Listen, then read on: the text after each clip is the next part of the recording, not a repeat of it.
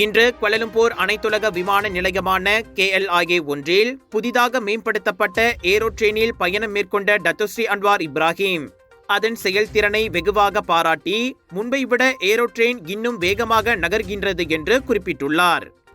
மலேசிய விமான நிலைய ஹோல்டிங்ஸ் பெர்ஹாட்டின் MAHB-யின் நிர்வாக இயக்குனர் டத்தோவுமாட் இசானி கானி மற்றும் மூத்த MAHB அதிகாரிகள் ஆகியோருடன் இணைந்து பிரதமர் அன்வார் இன்று மேம்படுத்தப்பட்ட ஏரோட்ரெயின் சேவையை பயன்படுத்தினார்.